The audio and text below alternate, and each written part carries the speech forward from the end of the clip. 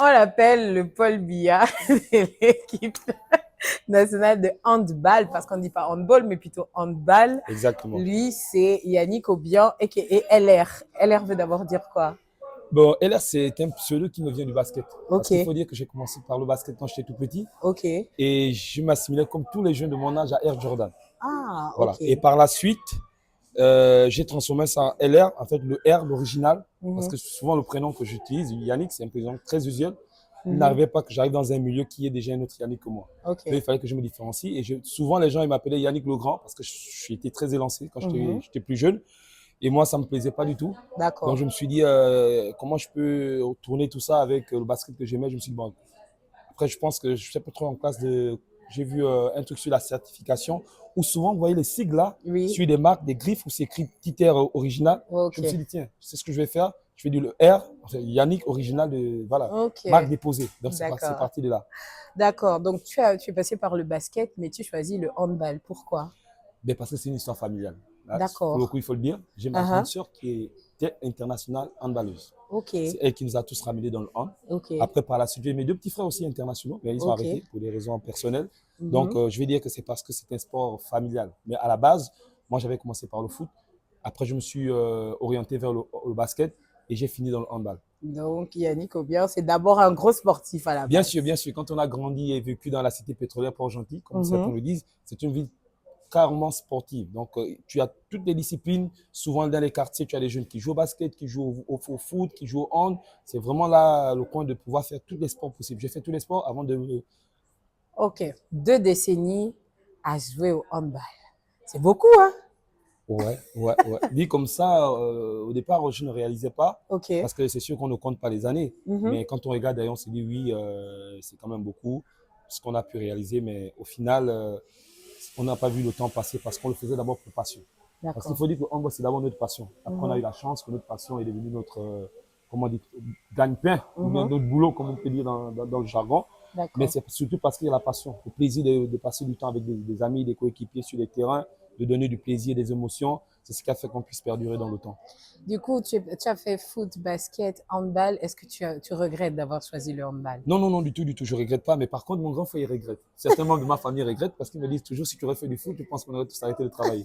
Non, mais plus sérieusement, Ok. je ne regrette pas d'avoir fait ce que je fais. Je crois que D'accord. chacun a son destin, chacun a sa destinée. Et je ne pense pas que ce que j'ai réalisé au handball, modestement, je ne sais pas si je l'aurais réalisé au basket ou au football. Alors, quand on t'appelle Paul Biya de l'équipe, etc., on parle quand même de 2 décennies, de l'expérience. Tu as vu le handball en mouvement. Aujourd'hui, est-ce que tu peux dire qu'il évolue?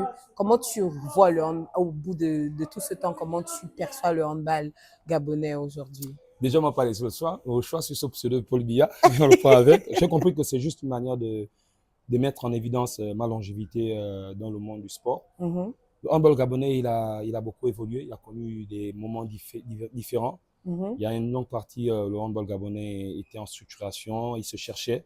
Et puis on a connu les périodes fastes du handball d'accord. gabonais avec la présidente Nicolas Sélé, Mhm, où on a eu à jouer des Coupes du Monde, cadets juniors. mhm, Et même, on a organisé une quad ici au Gabon. En mhm, 2018, on a été cinquième. C'était l'un des meilleurs résultats du handball gabonais. mhm. Et après, derrière, malheureusement, on est retombé dans nos travers, où on arrive même plus à organiser des compétitions statutaires par le fait peut-être de notre politique sportive et tout est un assemblage de choses que je préfère ne pas mettre en avant ici. Donc voilà, le handball gabonais, il a connu vraiment une Beaucoup de évolution, périodes. beaucoup de périodes. Sinon, ici, là, je peux dire, de tantôt ça se passe bien et tantôt on retombe dans nos travers.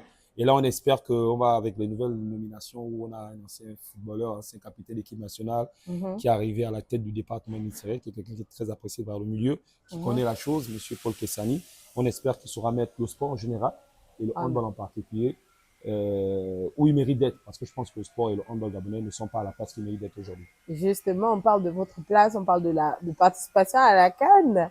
Et quand même, là, vous étiez dans une poule là où ça rigolait pas. Vous étiez avec l'Égypte qui part en Coupe du Monde. Est-ce que le match, par exemple, avec l'Égypte, Plus, pour ne pas dire que le match contre l'Égypte, étrangement, Mhm. c'était le match où on avait le match de toutes les peurs. Parce que ce D'accord. que vous ne dites pas, c'est que l'Égypte, c'est la meilleure équipe africaine de ces 10 dernières années. Ils ont Exactement. remporté, ma foi, les 4 dernières Coupes d'Afrique qui se sont jouées. Ouais. Et ils ont pu rattraper la Tunisie en termes de trophées gagnés dans les CAN. Ils sont à 10-10, si ma mémoire est Ouais. bonne. Donc, ce match contre l'Égypte, on est vraiment allé avec la foi déjà. C'est un plaisir de faire un match contre l'Égypte, mais de diminuer, comment on dit, de diminuer Les écarts. les écarts. Mais ce Mais, fut notre meilleur match de la ok. saison. Ce fut notre meilleur match du tournoi où je pense qu'on a été l'une des seules équipes à mener l'Égypte pendant tout le tournoi. D'accord. Et en plus, on a encore été l'une des équipes qui a pris le moins d'écarts contre l'Égypte. Et Ouais. quand on sait que l'Égypte, elle a joué à la finale contre la Tunisie, elle a joué contre l'Algérie, elle a joué contre toutes les grandes nations qui ont pris des valises. Et donc, ce sont ces matchs-là que je pense qui sont des matchs références pour la nouvelle génération. Nos jeunes qui ont intégré l'équipe, ça va leur permettre de comprendre qu'au Gabon, on a toujours su qu'on a des potentialités, on a du talent. Tout est question d'organisation, de suivi et de planification. Et ma foi, c'est un match référence qui va permettre et aux joueurs et aux dirigeants de pouvoir comprendre qu'au Gabon, on a de la matière, on peut faire des choses, mais il faut qu'on s'organise. Est-ce que c'est ce match-là qui vous a amené à justement à être boosté et se dire que la Coupe du Président, il fallait et que vous aviez tout le potentiel pour la remporter? Justement, après ce match, déjà on était venu avec l'objectif de moins passer le deuxième tour et après commencer à grappiller les matchs après match. Et on avait, dans un coin, moi personnellement, je savais que c'était ma dernière, l'envie et le vouloir et le désir de vouloir accéder à une place de demi-finaliste qui nous permettait d'aller directement en Coupe du Monde. Après ce match, plus ou moins, on va dire, abouti en griffe. C'est vrai qu'on a perdu contre l'Égypte, mais comme je vous dis, c'était l'un de nos meilleurs matchs en termes d'organisation, de prestance et de jeu. On s'est dit que là, c'est bon. On a trouvé la bonne formule, la bonne alchimie, on va aller jusqu'au bout. Bon, après, malheureusement, on avait un match capital. On va dire une petite finale contre l'Angola, qui n'est pas aussi une nation à négliger, qui s'est bien aussi préparée et qui, sur ce match, a mieux sorti l'épingle du jeu et a fini par mieux contrecarrer notre jeu et sorti de là victorieux et qui nous a empêché de passer au deuxième tour. Tout de suite après, on a su qu'il fallait nécessairement avoir cette Coupe du Président pour déjà acter notre qualification pour la prochaine Coupe d'Afrique parce qu'avec ce qu'on a montré lors du premier tour, il n'était pas question pour nous que nous repartons de là sans au moins avoir le minimum, c'est-à-dire une qualification directe pour la prochaine CAN et une Coupe du Président. Parlons de la prochaine CAN, tu n'y seras pas. Tu as décidé enfin de les passer le relais, on va dire ça comme ça. D'où vient la décision? On t'a chassé? Est-ce qu'on t'a chassé? Oui, le public abonné m'a chassé parce que tout le temps quand les gens, tu passes et on te voit à gauche, à droite, Paul Biya, il faut laisser les jeunes, tout ça. Non, mais plus sérieusement, quand on a passé 20 ans en équipe nationale, on a traversé des générations, on a réalisé pas mal de choses et quand on voit la génération qui arrive, qui pousse, et on a une nouvelle génération. Là, je te dis, quand on est parti à la dernière Coupe d'Afrique, on avait une dizaine de jeunes qui jouaient leur première Coupe d'Afrique ou leur deuxième ou troisième. On avait bien réalisé que la fédération, par le biais de sa direction technique nationale, avait décidé de aussi rajeunir, de changer l'équipe dans sa globalité. On a eu la chance, et encore une fois de plus, c'est le privilège d'accompagner cette jeune génération. On s'est dit que oui, maintenant, les jeunes, ils sont prêts. Et on le savait déjà depuis longtemps, mais qu'il faille que autour d'eux, en termes d'organisation, de préparation de l'équipe nationale, ils puissent avoir l'accompagnement nécessaire.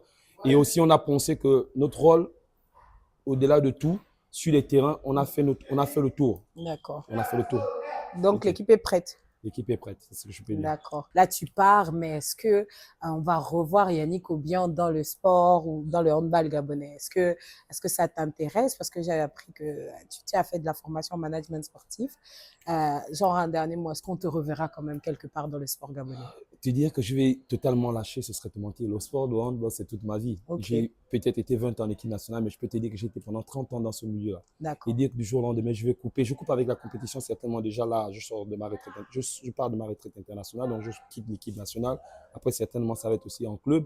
Mais c'est sûr que je ne vais pas m'éloigner de la structure handball et du sport. Et donc, vous avez parlé du management de sport que j'ai eu à faire au niveau de la Confédération africaine de handball. Et de toute façon, je vais pouvoir aussi apporter un peu au handball ce qui m'a apporté et aider surtout la nouvelle génération à pouvoir arriver à des objectifs que je pense qu'ils peuvent atteindre. D'accord, merci Yannick Obian. C'est moi qui vous remercie. Merci, au revoir Paul Biya.